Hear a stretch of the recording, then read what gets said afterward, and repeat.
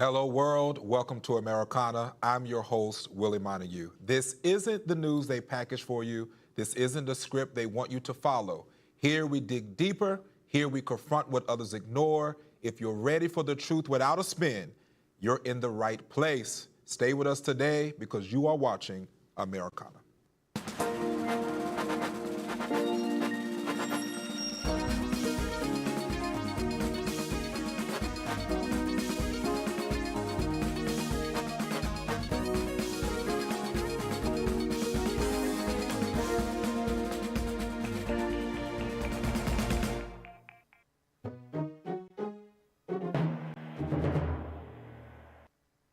All right, you guys, this is definitely an episode you do not want to miss. We're going to be talking about the shutdown shock. What is going on with our government? Trump's urban troop threats and cloaked power. What's happening in China?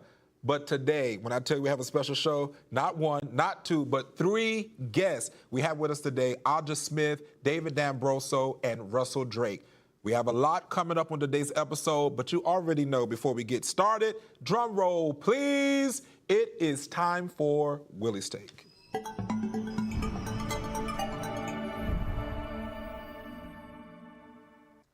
All right, everyone. When politicians fail, it's time to call the X-Men. We've tried politicians, we've tried billionaires, we've even tried reality stars. None of them saved the world. Most of them just made it worse. We argue on X, formerly Twitter. We fight on TikTok. We cancel faster than we create. The Avengers are busy in Hollywood. The Justice League never showed up. And Superman still hasn't answered my emails. Face it, we're out of options. So the world needs the X-Men. And I believe that's what we're bringing to the table today, some X-Men out here. So we have Aja, David, and Russell, all respected in their sphere of influence, from a veteran, political consultant to community advocate. Welcome to Americana. Thank you for having me. All right. You guys, this is going to be an episode for sure. We're getting ready to hit something that, of course, everyone knows is happening. We're in the middle of a government shutdown. The U.S. government shut down at midnight. Over 750,000 federal workers are now furloughed without pay. Air travel, veteran services, and public safety all on the line. So who pays the price? The politicians or the people? And we're going to do ladies first. And happens to be a veteran, Aja. What are your thoughts about this? The people pay first. And that's, well, a little bit background on me. I am a United States Air Force veteran. I served under Bush, Obama, and Trump's first term. Also a former civil service employee. So I've been through a shutdown before. And one of the issues and the key things that I experienced during that time, no, we did not get paid, but we did get our back pay. So that part worked out. But this time around, they're saying that if you're getting furloughed, you're probably going to get fired as well, and it's going to impact where you won't be paid. So that does hurt a lot of people, especially veterans, make up about 30 to 35% of federal civil service employees as well, that their jobs are on the line too. So that's really going to hurt a lot of veterans, especially when it comes to staffing, benefits, and everything else. So it does hurt a lot of local communities, especially like mine, where I have a military installation. And so that type of impact, it will hurt a lot of small local communities that rely on military installations for that revenue to provide jobs as well. So I'll jump into you two, Russell and David. How long can essential workers run a nation without paychecks? You guys, what do you say? Whoever wants to jump in. I think it's messed up. Oh, or we can go to you, Dave, if you want first. Yeah, well, J.D. Vance says he doesn't know how long this is going to go on, and of course he wouldn't. He is the president of the Senate. He's a little bit closer to the situation than any of us, but I do find it remarkable that the Democrats couldn't vote for this when essentially it's the same budget that they passed 6 months ago with just inflation adjustments. Russell? Yeah, I'm going to say I definitely it's the people and workers who hurt the most. You don't know who's living close to paycheck to paycheck. Some people need these funds for different things. They certainly need support, especially in our veteran community. There's so many people impacted. Overall, it's easy to point the finger, but it's really takes both parties have to own the blame of it, right? And it's like we saw this coming. It's no surprise. We saw this coming some months ago, and there should have been some sit down, and there should be some type of consideration to say take some things in that the Democrats have. It to me, according to VP Vance, he's making it sound like there's no play, and all they have to do is sign their names. And I don't think that happens ever. The last time we had a shutdown was, what was it, 2019 or 2018? And I think that lasted very long, and it doesn't have to be that way. They can talk about one or two concessions and then come back to the drawing board. I think what you've had meetings canceled by President Trump. You've had him traveling around the world for leisure. You've had Congress, the GOP Congress and Speaker Johnson aren't even in D.C. right now. So you got a lot of people should just come to the table and work for. So you would say that this is the failure of leadership, and I want all you guys to jump in by any means. What you think that this is the operation or failure of leadership? Would you say is coming from Trump down? Because that's what I'm hearing coming from Russell side. Well, the Democrats get in this today, Absolutely. right? Chuck Schumer could just whip up the votes. So I don't understand why they don't do it. People are suffering, and most tragic are low-income mothers and infants that can't get food subsidies.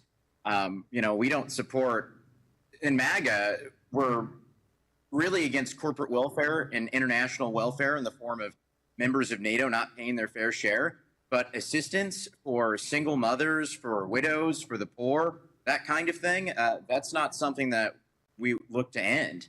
And this is something that Democrats have effectively ceased as of today, which is absolutely insane. Well, it's interesting you say that, because we just heard that instead of getting furloughed and back pay, that some people will just get fired.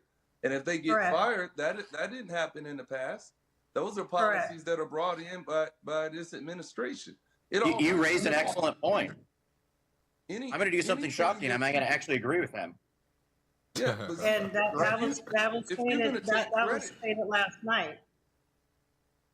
So You're right, which is crazy. I don't know why the Democrats are going to take the fall for enacting Trump's policy agenda. He's definitely done an end run around them. There's certain federal employees that he couldn't fire, but now without this pay, there could be permanent furloughs. And now the Democrats are going to take the political hit to achieve the Trump agenda, probably the most unpopular part about the Trump agenda. So I have no idea why the Democrats are doing this. I think they're committing political suicide come 2026. Yeah, I don't think they are. I think what's happening is they want to push some things in to make sure people have health care. U.S. citizens, mind you, that they have illegals in California or New York. No, they're not. They're working to help U.S. citizens. And we know that there are some cuts that they put in the big, beautiful bill that won't take place until after 2026 elections, so they can pretend like they don't know what's in there. There are even Republicans who've shared issue with this as well. Across the board, though, both parties have to take ownership. The problem is everybody wants to point fingers, and when you're pointing fingers, nothing's going to get done. They have to sit down at the table and work things out. You have people from different parties give one or two concessions, and then get the budget, get everything passed. Get people. My understanding is that Trump was real fast, all of you, before we get ready to go to a break. But at the end of the day, when there was a conversation to be had, somewhere it was missed, because we should have never gotten to a midnight shutdown if we were able to work across the line instead of pointing fingers in the beginning. So somewhere it was missed. So my question goes back to, do we believe it was missed because of President Trump, J.D. Vance? Where did it get missed at? Because someone do need to take accountability for the failure of us having a shutdown right now. Well, this is the left putting illegals over citizens again. I mean, California and New York do reimburse Medicaid. Real fast, David. Let's go to Audra, because she lives in California. So, Audra, what do you say? Like 30 seconds before we go to break. It's to help the American citizens. The whole thing about illegal immigrants, they cannot qualify for federal. They only qualify for an emergency purpose. And I had this conversation on a couple of Twitter posts. What people fail to realize, especially here in California, I cannot talk about New York. I don't live in New York, but in California, we have a supplement called Medi-Cal. And so that's where our state taxes does help subsidize for illegal immigrants, but for Medicaid. Excuse me, don't go to where. I promise we coming right back. We'll touch this a little bit. We get ready to take a quick commercial break. You know, guys, it's getting heated up here. We'll be right back. We have Aja, David, and Russell. We're getting ready to come back to break down Trump's urban threats and then cloaked power. Don't go anywhere. This is Americana.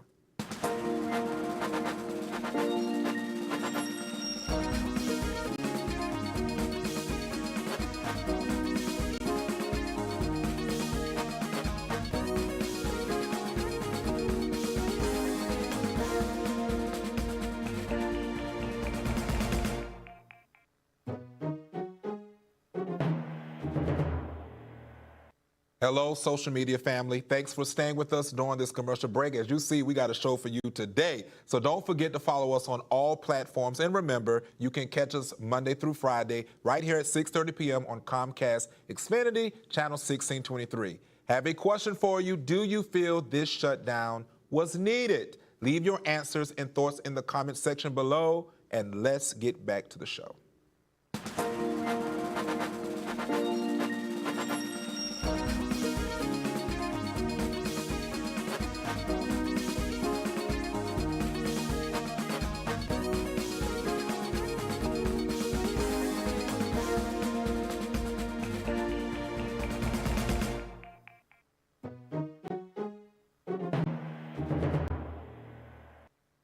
All right, everyone, welcome back to Americana. I told you we got a show for you today. We have Aja, we have Russell, we have David. It is going to be a show. Now, we're getting ready to get into something that is happening right now, not out just with our shutdown. President Trump publicly threatened to send U.S. military forces into Democratic-run cities like New York and Chicago, calling them in bad shape. I wish I could do his voice. Bad shape, bigly. But before we get into anything else, let's watch a clip because I think this ties together. Let's watch this clip real fast. Look, guys, there's no way to sugarcoat it. Nobody likes Democrats anymore. We have no voters left because of all of our woke trans bullshit. Not even black people want to vote for us anymore. Even Latinos hate us. So we need new voters. And if we give all these illegal aliens free health care, we might be able to get them on our side so they can vote for us. They can't even speak English, so they won't realize we're just a bunch of woke pieces of shit, you know, at least for a while until they learn English and they realize they hate us too. Look, guys. Ooh, this was actually posted on President Trump's Truth Social account. You already know that President Trump has no problem posting some things. So I want to tie this in because do you think with all this stuff going on with him basically policing these places, was that racist or just poor taste? What are your thoughts? Aja, jump in first and then pass it around. What do you think? Very poor taste because his biggest minority base was Hispanic and Latino. And some of my Hispanic and Latino Republicans, by the way, I am a registered Republican. I am a Republican. They were like, why did he stereotype this and then did that to Hakeem Jeffries? They really said that was in very poor taste, while his biggest minority base were the Hispanic and Latino community. So they did feel offended by it. So to me, that was just very poor taste to do that.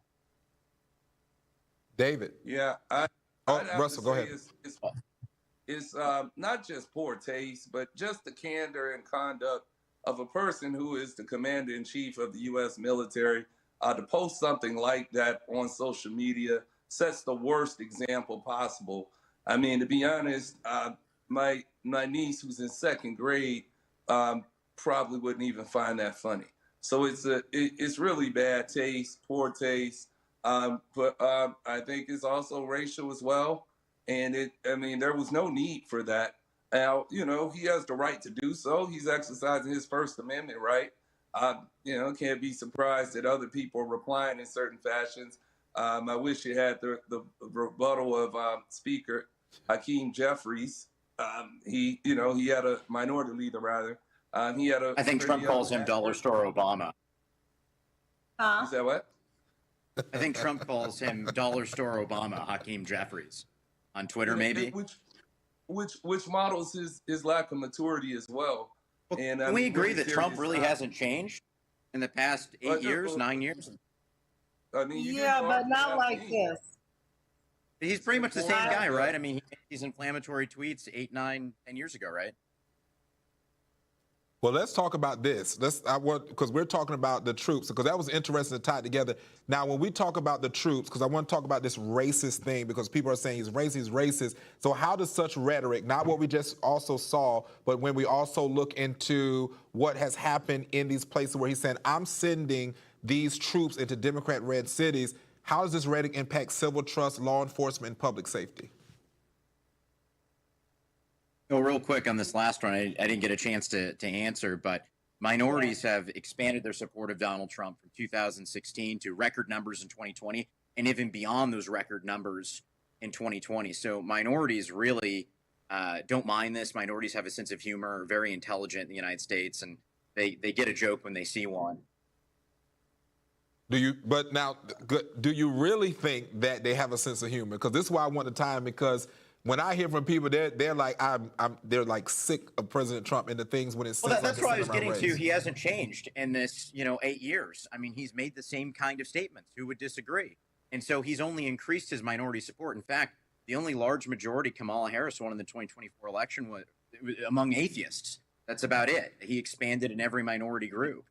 So speaking of race, this is why I went to this. Russell, you can answer this and tie it all together. But back to the part about being in, sending these troops to Democrat-ran cities, which most would say would be the black and brown communities, that is racist. That's why I wanted to play that clip, because it seems like right now, is this racist rhetoric being stirred back up? And, what do you think, Russell, if you can tie it into what you were getting ready to say? Yeah, I think it's implicit racism when he's going to the cities where the mayors are all people of color. He's potentially going there. He's usurping their power. He's using the National Guard. He's trying to intimidate and threaten these persons.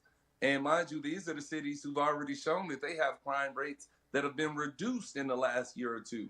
So he's not going to the state like Oklahoma or Arkansas, who actually have some of the worst crime numbers in the nation, which he could easily go to those, but he's going to the places like Memphis. He's threatening Chicago. He's threatening Baltimore. Well, Tennessee is a red state, right? Well, before you go there, because a red state, it seems like he called you out. I don't know, Russ, if you know this, but David is in Oklahoma. So what do you feel about him targeting Oklahoma? What do you feel about that?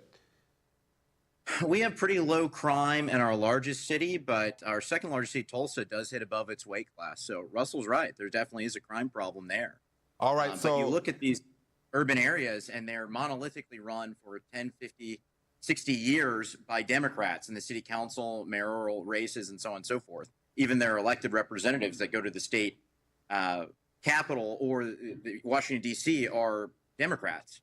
Well, we're getting ready to take a trip, everyone, to China. Cloaked power. China is pushing the frontier of invisibility, developing metamaterials and camouflage that bend light, hide aircraft from radar, and even make objects vanish to the human eye. The battlefield of tomorrow may be invisible. So let's go. Trump loves China. If military force can vanish, how do democracy hold aggressors accountable? Is this something they're working on to come and get us? Aja? I believe so. I mean, when you've had that as the topic, I was like, wait a minute, let me brush up on this. That's a little bit scary as well, because that means our adversaries, definitely the CCP and other adversaries, can definitely come in here and spy on us even more surveillance. They could be in rooms. And so this is something that's really sounds like out of a sci-fi movie in Hollywood and everything, but maybe Hollywood did warn us a long time ago with all these movies, Harry Potter, all those places. But this is something that can devastate our intelligence. I mean, look at AI. AI has always been on the issue of, will we know what's real or not before we attack? And that was something that was discussed when I was in the military. So when we see videos and when we see things that are projected.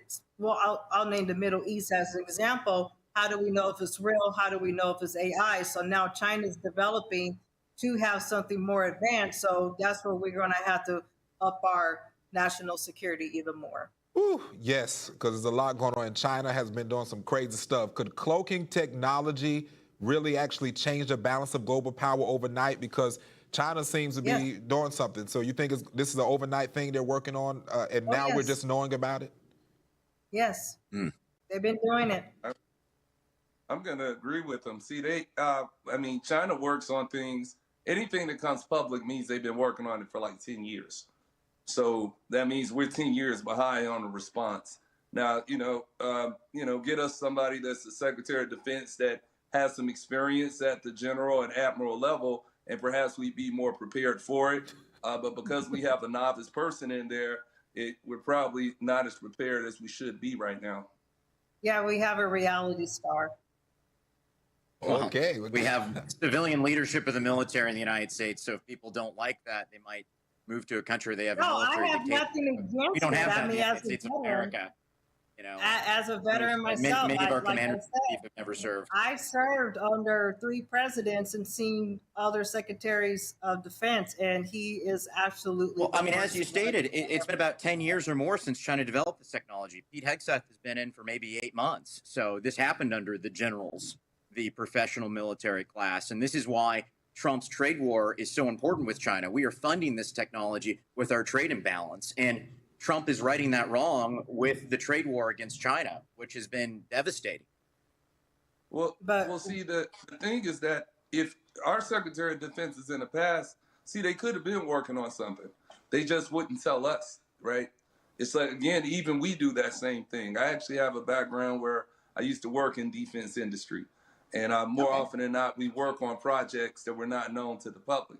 So they could be working on something like this. But it does take being at the high level of comprehension and understanding, not having a grandstanding meeting and calling 800 I think it's a great Russell, point. everybody, y'all, we're going to bring you back. We're going to the biggest thing with that is transparency. They should have been transparent if they were back then during that time. Well, thank you, Aja. Thank you, David. Thank you, Russell. This has definitely been a show. Thank you, everyone. That's a wrap for Thanks, today's episode on Americana. Thank you for tuning in. We'll be back tomorrow, same time, same place, only on Afro TV. Until then, keep questioning, keep learning, and keep showing up. You just heard from the X-Men. So y'all have a great, great Wednesday. Enjoy your month.